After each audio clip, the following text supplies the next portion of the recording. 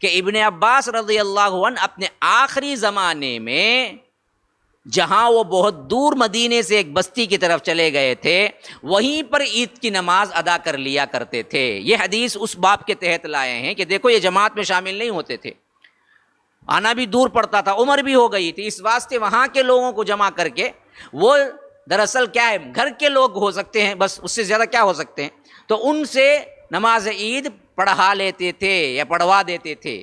تو اس حدیث سے انہوں نے دو مسئلے نکالے ہیں کہ اس طرح نماز ادا کرنا جائز ہے، اور جس کی نماز نہیں ملی وہ نماز ادا کرے ویسے ہی۔ تو اب یہ کلیئر کٹ بات ہو گئی کہ عید کی نماز جماعت شرط نہیں ہے۔ اگر آج لاک ڈاؤن کی وجہ سے ہندوستان کے علاقوں میں یا کہیں بھی پوری دنیا میں کہیں بھی لاک ڈاؤن کی وجہ سے عید کی نماز کی اجازت نہیں ملی تو گورنمنٹ کے رولز فالو کیجئے، کوئی مسئلہ نہیں ہے، اپنے اپنے گھروں میں نماز ادا کیجئے۔ اب دوسرا مسئلہ ہے کہ کیسے ادا کریں۔ جیسے ہم عام نمازیں ظہر عصر مغرب پڑھا کرتے تھے گھر کے لوگوں کو جمع کر کے با جماعت، ویسے ادا کریں یا نہیں تو الگ سے الگ دو دو رکعت ادا کریں۔ تو اس مسئلے میں کیا ہے، علماء نے فتویٰ دیا ہے، خاص کر شیخ انیس الرحمن اعظمی رحمہ اللہ حافظہ اللہ نے بھی کہا ہے کہ اس کو باقاعدہ طور پر 4-5 لوگ جمع کر کے ادا کر سکتے ہیں، کوئی مضائقہ نہیں ہے۔ تیسری بات یہ ہے کہ کیا اگر 4-5 لوگ یا ایک بلڈنگ کے لوگ 11-15 لوگ جمع ہو جائیں تو خالی 2 رکعت پڑھیں گے یا خطبہ بھی ہوگا؟ تو دیکھیے اس سلسلے میں خطبہ نہیں ہوگا۔ نماز عید جس کی فوت ہوئی سی اسے خطبہ نہیں ہوا تھا، اس نے نماز عید ادا کی، اور نماز عید ادا کرنے کا ثبوت ملتا ہے۔ خطبے کا جو ہوگا وہ اجتماعی شکل میں جب نماز ہوگی تب خطبہ ہوگا، اور اس وقت بھی اللہ کے رسول صلی اللہ علیہ وسلم نے فرمایا کہ بھائی جو بیٹھنا چاہے وہ بیٹھے، جو جانا چاہے وہ چلے جائے۔ جب نماز اللہ کے رسول صلی اللہ علیہ وسلم نے پڑھایا تو کئی عید کی نمازوں میں اللہ کے رسول صلی اللہ علیہ وسلم نے یہ لفظ دہرایا کہ بھائی جو بیٹھنا چاہے میں خطبہ پڑھوں گا، جو بیٹھنا چاہے جو سننا چاہے بیٹھے، جو جلدی میں ہے وہ چلا جائے۔ تو یہ آپشنل تھا۔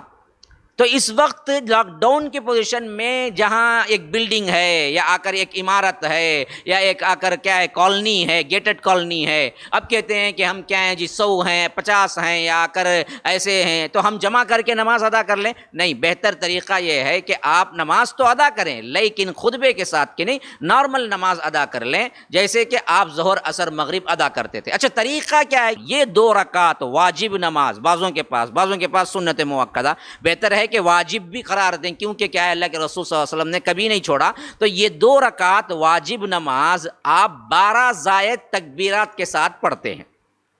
12 زائد تکبیرات کیسا پڑھنا ہے؟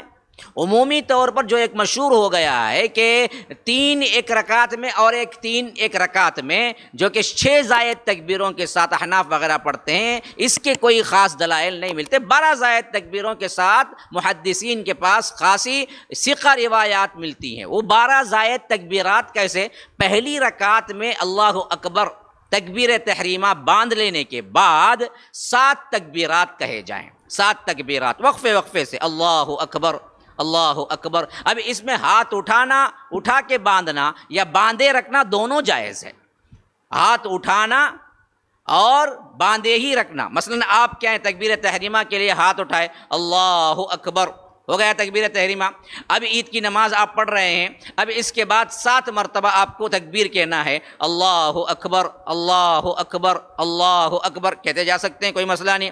اور کوئی یہ چاہتا ہے کہ ہر تکبیر کے لیے پھر کیا ہے رفع الیدین کرے، اللہ اکبر، یہ بھی جائز ہے، رفع الیدین بھی جائز ہے، رفع الیدین کو چھوڑنا بھی جائز ہے، دونوں چیزیں ہیں۔ تو اس طرح 7 تکبیرات، پھر اس کے بعد سورہ فاتحہ، پھر اس کے بعد کوئی سورت، اور بہتر طریقہ یہ ہے کہ کیا ہے اس میں سورہ اعلیٰ پڑھی جائے، پھر اس کے بعد رکوع سجدہ، پھر دوسری رکعت کے لیے اٹھتے ہوئے اللہ اکبر کہ اٹھ گئے تو اٹھنے کے بعد پھر 5 تکبیرات، اللہ اکبر اللہ اکبر اللہ اکبر اللہ اکبر اللہ اکبر۔ اس میں بھی ہاتھ اٹھا سکتے ہیں اور پھر باندھ بھی سکتے ہیں یا باندھے ہی رکھ سکتے ہیں۔ پھر اس کے بعد آپ پڑھیں گے سورہ فاتحہ، پھر حدیث کے اعتبار سے بہترین سورہ جو ہے جو عموماً عید اور اللہ کے رسول جمعہ میں پڑھا کرتے تھے وہ کیا ہے؟ غاشیہ، حل اتاک حدیث الغاشیہ۔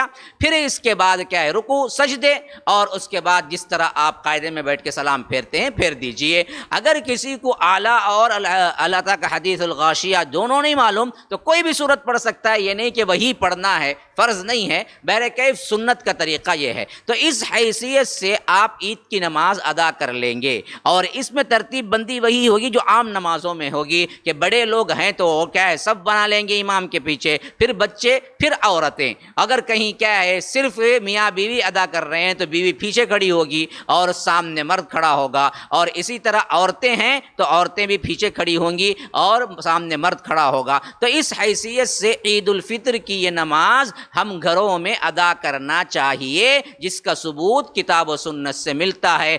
السلام علیکم ورحمۃ اللہ وبرکاتہ۔ احباب کرام، میں جاوید عثمان ربانی۔ اس ریکارڈنگ کا مقصد یہ ہے کہ رمضان المبارک کا مہینہ چل رہا ہے، اور اللہ کے رسول صلی اللہ علیہ وسلم اس مہینے میں سب سے زیادہ سخاوت کرتے تھے، جیسا کہ روایتوں میں آیا ہے کہ اللہ کے رسول پہلے ہی بہت سخی تھے، کان اجود الناس۔ اور اسی طرح اسی روایت کے اندر یہ بات بھی آئی ہے کہ جب رمضان المبارک کا مہینہ ہوتا تو اللہ کے رسول صلی اللہ علیہ وسلم کی سخاوت کا یہ عالم ہوتا کہ وہ بڑی تیز آندھی کی طرح چلتی، یعنی بہت زیادہ سخاوت کرتے۔ اور اس کے علاوہ بھی بہت سے لوگ اس رمضان میں زکوٰۃ نکالتے ہیں اور دوسرے فی سبیل اللہ کاموں میں آگے بڑھ کر حصہ لیتے ہیں۔ تو آپ لوگوں کو اطلاعاً اور ایک درخواست کے طور پر یہ بات میں آپ کے سامنے رکھ رہا ہوں کہ مسجد السلام جو ہماری زیر نگرانی تعمیر ہو رہی ہے، اللہ تبارک و تعالیٰ کے فضل و کرم سے تکمیل کے مراحل سے گزر رہی ہے، اور جو قرضہ باقی تھا گزشتہ سال میں نے اعلان کیا تھا 70 لاکھ کا قرضہ، اللہ تبارک و تعالیٰ نے آپ جیسے لوگوں کے ہاتھوں بہت زیادہ تعاون فرمایا، اور آپ کے دلوں میں اس کے لیے خصوصی طور پر اللہ کی راہ میں دینے کی توفیق ڈالی، جس کی وجہ سے ہم تقریباً 60 لاکھ روپئے ہم نے پے کر دیا، ادا کر دیا ہے، اور اب بقیہ تکمیل، انٹیریئر ڈیکوریشن اور اے سی اور اسی طرح لفٹ اور ٹائلز اور سینیٹریز وغیرہ کے لیے 70 لاکھ کی ضرورت ہے، پلس 10 لاکھ قرضہ، 80 لاکھ کی ضرورت ہے پورے۔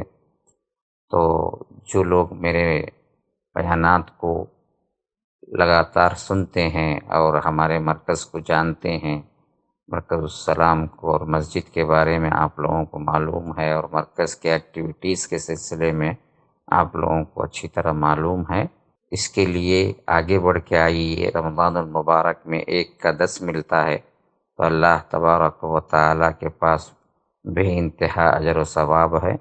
اللہ یضاعف لمن یشاء، اللہ فرماتا ہے کہ اللہ دینے والوں کو جتنا چاہے اتنا زیادہ بڑھا کر واپس دیتا ہے۔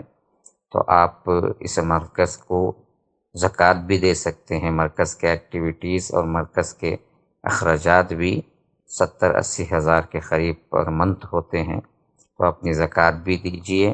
اور اسی طرح افطار کا 1 دن کا خرچ مرکز میں تقریباً 4000 روپئے خرچ ہوتے ہیں، تو 4000 روپئے کے حساب سے کوئی 5 دن کی ذمہ داری، کوئی 10 دن کی ذمہ داری لے سکتا ہے، تاکہ کسی روزے دار کا روزہ کھلوانا اور ان کو کھانا دینا اور ان کے روزے کے کھانے پینے میں مدد کرنا۔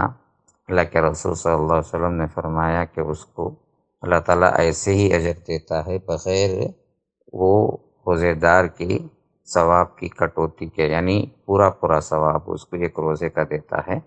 تو یہ بہترین مواقع ہے۔ مرکز السلام آپ کو درخواست کرتا ہے کہ آپ آگے بڑھ کے آئیں، اس 80 لاکھ کا جو بقیہ اماؤنٹ ہے اس کے لیے آگے بڑھ کے آئیں، اور افطاری کا 4000 کا اماؤنٹ جو ہے، اور مرکز کو چلانے کے اور انتظامات کے لحاظ سے 70-80 ہزار کا جو معاملہ ہے اس پر بھی آگے بڑھ کے آئیں، اور جو نمبرات دیے گئے ہیں اکاؤنٹ نمبر ہمارے مرکز کے، اور باہر والے ہیں تو ویسٹرن یونین سے یا آ کر ہمارے طلباء سے رابطہ کر کے آپ لے سکتے ہیں۔ اور جی پے اسی طرح فون پے وغیرہ کے لیے 9884112044 سے رابطہ کر کے اس نمبر پہ ڈال سکتے ہیں۔ تو آپ سب سے گزارش ہے کہ آپ آگے بڑھ کے آئیں اس کاز میں، اللہ دینے والوں کو اور زیادہ ترقی دے اور زیادہ ان کے رزق میں کشادگی دے۔ اللہ تعالیٰ جن لوگوں کی سکت نہیں ہے، اللہ تعالیٰ ان کو دنیا کی دولت سے